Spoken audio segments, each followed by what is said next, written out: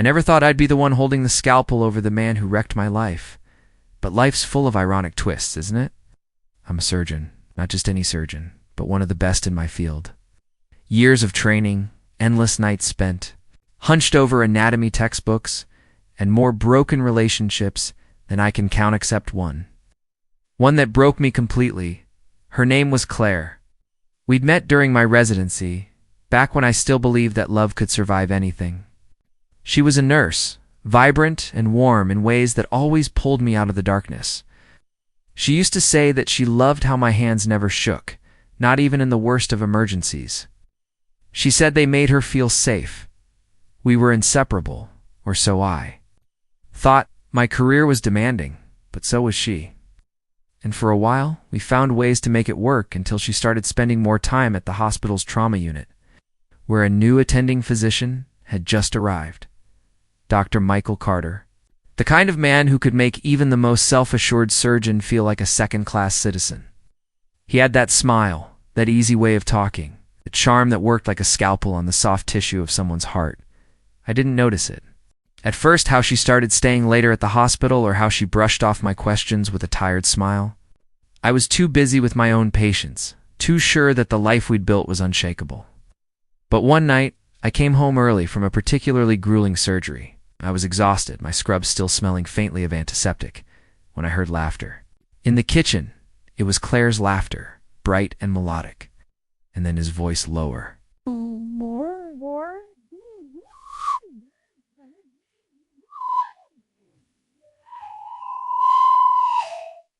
More intimate than any colleague's voice should be in my home. I don't know what I expected when I pushed open that kitchen door. Maybe I thought I'd find them talking about work. Maybe I'd see them sipping coffee and talking about patient rounds. But I found them standing close, too close, his hand on her waist as she leaned into him. My stomach twisted. My heart stuttered. Like a failing pulse, Claire turned to me, her face a portrait of guilt and something else, relief, maybe. Ow. She didn't even try to deny it. She just whispered my name like an apology she'd been practicing for months. I left that night. Numb and shaking, the shock of it hitting me like a car crash I couldn't see coming. I didn't even take my keys. I didn't trust myself, not to turn them into weapons. I walked out into the cold night air, my mind racing with questions and memories, and the gut-wrenching feeling that everything I'd built with her was gone. That was the night I lost her. But as fate would have it, it wasn't the last night she'd be in my life. And it sure as hell wasn't the last night he'd be under my care. The days after that night blurred together. I threw myself into my work, scrubbing in for every surgery I could get my hands on. The operating room was the only place where the world made sense, where my trembling hands found steady purpose in the face of chaos. But outside the sterile lights and sharp steel, my life was a mess of half-formed questions and sleepless nights. I'd see Claire at the hospital, of course. We still worked in the same halls, though I avoided the trauma unit like it was radioactive. She always looked tired, her eyes shadowed and lips pressed together like she was biting back something she couldn't say. And me, I was stuck in this limbo of disbelief and anger, dissecting every memory we'd shared. Searching for the first crack I'd been too blind to see, I started noticing things I'd once ignored. The way she'd flinch when I passed her in the hallway. The way Michael Carter's eyes would follow her, even in a crowded room. He was always there, his presence like a phantom I couldn't shake. I'd catch them in conversations that ended too quickly, in glances that spoke of secrets I was no longer part of. My friends, the ones who'd known us as a couple, started to ask questions. Was everything okay between us? Was Claire all right? I lied to them, told them I was fine, that work was just taking its toll. But inside, I was rotting.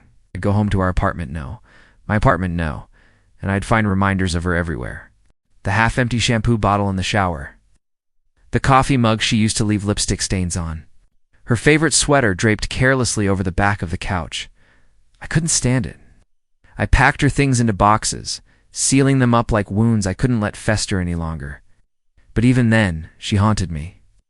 Every night, I'd lie awake and wonder how long it had been going on. How long she'd been giving her laughter to him instead of me. one night. After a particularly long shift, I found myself in the hospital's staff lounge. It was late, and the place was empty except for a few night shift nurses dozing off in chairs. My hands were shaking not from exhaustion, but from the storm that never stopped raging in my chest. I poured myself a cup of stale coffee and sat down, trying to steady my breath. That's when I saw it, a file, left carelessly on the table, with Carter's name on the tab. I wasn't proud of what I did next time, a surgeon, trained to respect privacy, to never cross boundaries without cause. But in that moment, I was just a man drowning in suspicion. I flipped through the pages, skimming quickly. It wasn't personal, just patient notes, routine. But there, scribbled in the margins of one page, was a phone number, a personal number, and under it, a name, Claire. My blood turned to ice. It was her handwriting. She'd given him her number. Maybe it was innocent, maybe it was part of some patient handoff. My gut told me otherwise.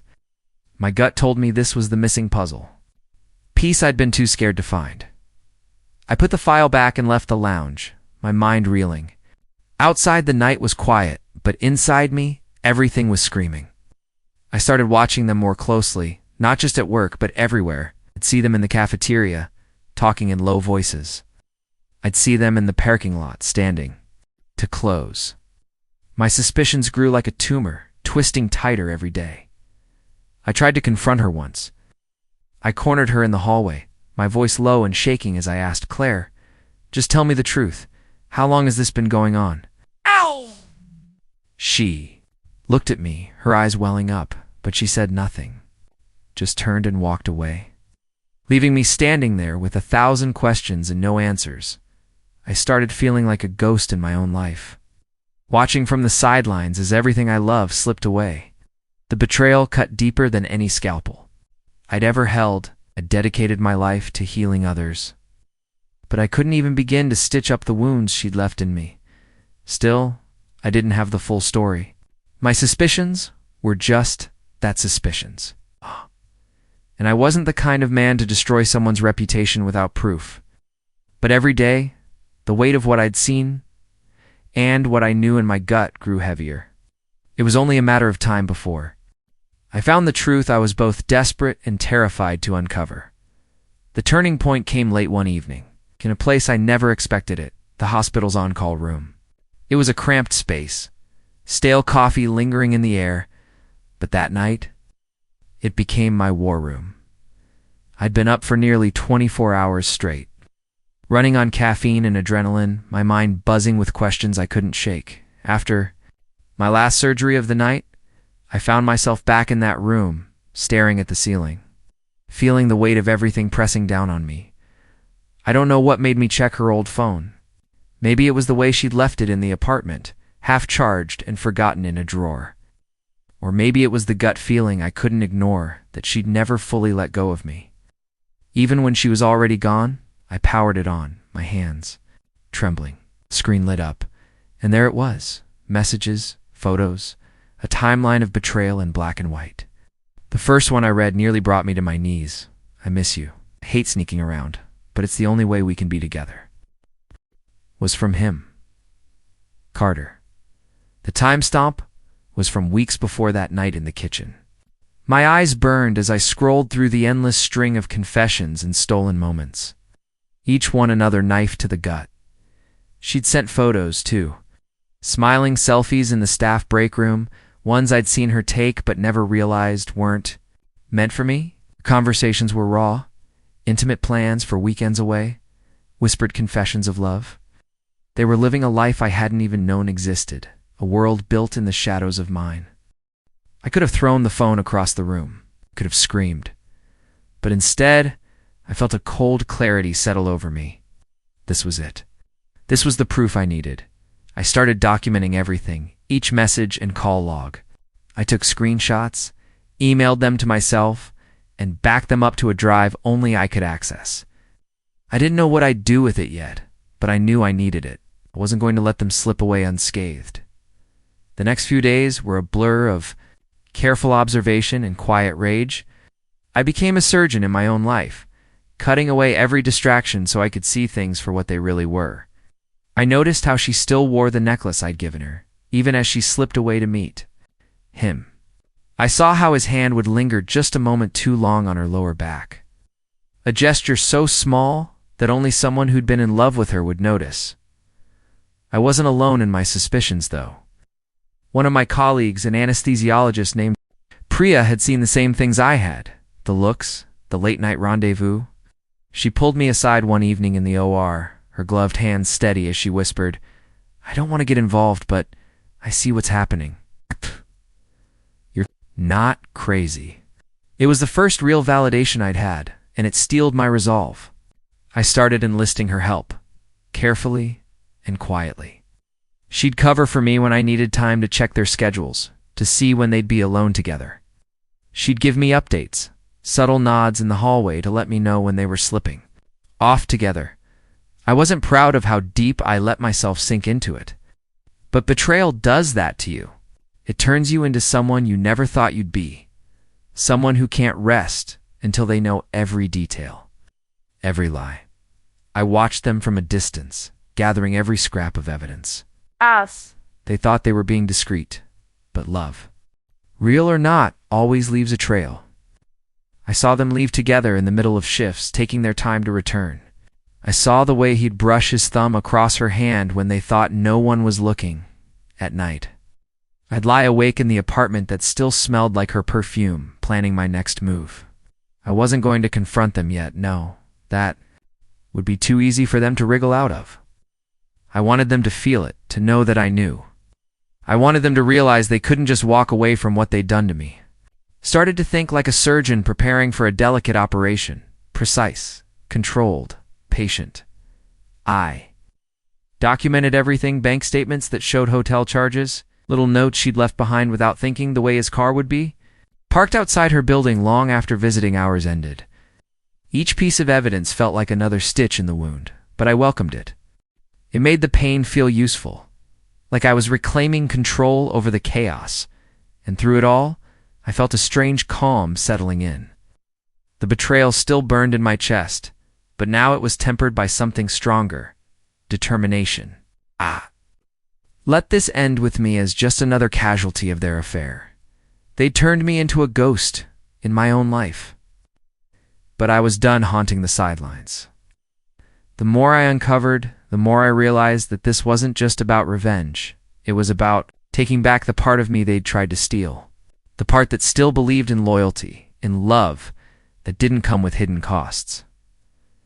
I didn't know exactly how it would all play out yet. But I knew this. I was done being the victim. It was time to become the one in control. The night it all came to a head. The hospital was quiet, the kind of silence that seeps into your bones. I'd spent hours going over the details, rehearsing what I'd say, how I'd stand, even how I'd breathe. My heart was a live wire beneath my ribs, but my mind was a scalpel sharp and steady. I knew Carter had an early shift in the trauma. Unit Claire was scheduled to be there too. My gut told me they'd find a moment to steal away, just like they always did. I waited in the staff lounge, the air stale with burnt coffee and disinfectant.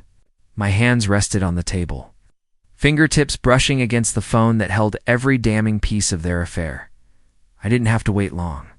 They walked in together, eyes darting around like guilty children. Watched them from the corner, my presence unnoticed at first. Claire's laughter, God, how I used to love that sound, was soft, almost shy.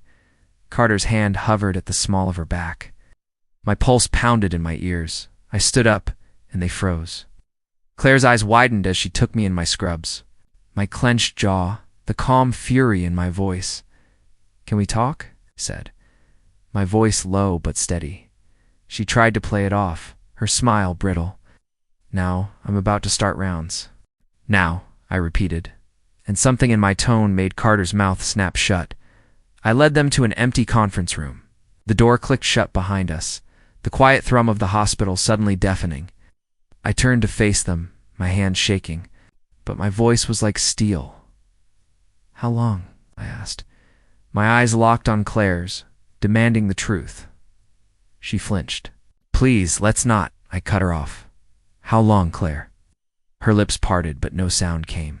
Carter cleared his throat, his voice slick as oil. "Look, this isn't the place, don't," I snapped. You don't get to dictate the terms of this conversation. I pulled out my phone and opened the messages, shoving it into Claire's hands. Read it. Read what you wrote. Read what you shared with him while I was home, waiting for you. Her hands trembled as she scrolled through the texts, her face crumpling with each one. Carter shifted uncomfortably, his arrogance slipping. Why? I asked, my voice cracking. Was I not enough? Or was it just easier to throw me away? Tears pooled in her eyes. I never meant to hurt you. I didn't. I didn't know how to stop it. You didn't want to, I said quietly. You wanted him more than you wanted me. Carter stepped forward, his face hardening. This isn't helping anyone. You're making a scene. I turned on him, the rage finally boiling over. A scene? You think this is about embarrassment? You took everything from me? You knew we were together? You knew what you were doing? He had the audacity to look indignant. She made her choice. Don't act like I'm the villain here. I took a step closer, my voice low and dangerous. You are the villain. But I'm done being the bystander. I pulled a small recorder from my pocket, one of those hospital-issue devices we use for patient notes. I'd recorded every word they'd said in the last 10 minutes. I hit play, and their voices filled the room, every confession, every admission of guilt. Carter's face drained of color. This is going to the board, I said. You think they'll protect you when they hear this? You think they'll let a doctor who preys on his colleagues stay in the trauma unit?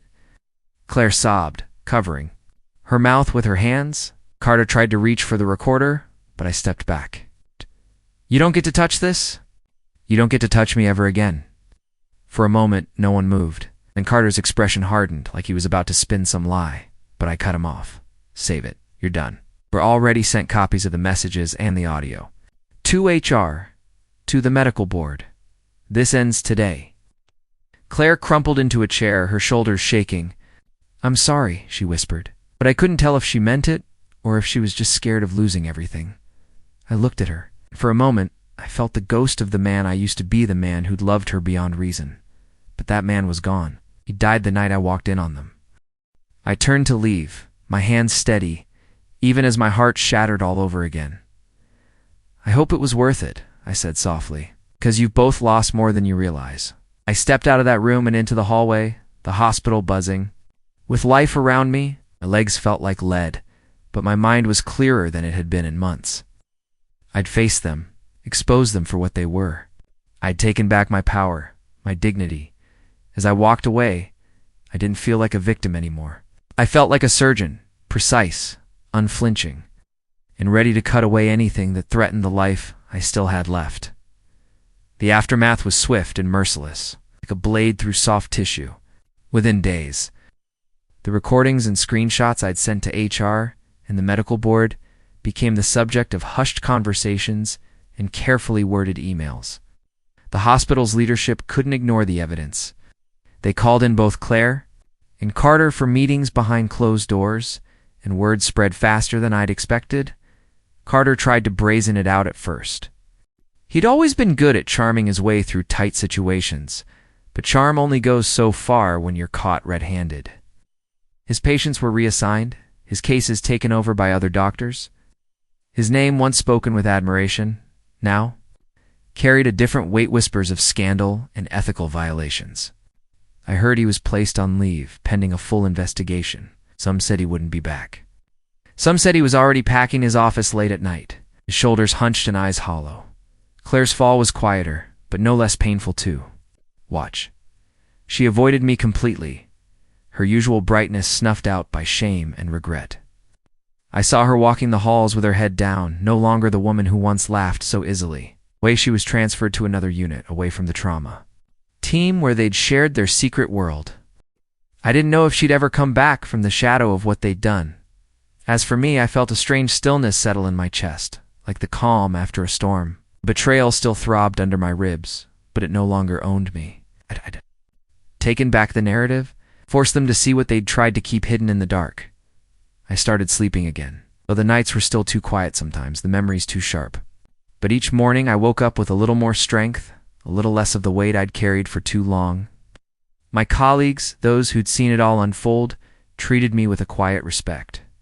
Some offered words of comfort, others just a hand on my shoulder or a nod in the hallway. I accepted them all, knowing that healing comes in small doses.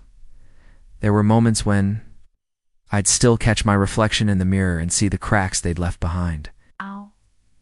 But I also saw something else. A man who refused to be broken, who'd faced the worst of it and come out on the other side. A man who'd learned that betrayal can be survived. That dignity is something you reclaim. It's not something anyone can take from you.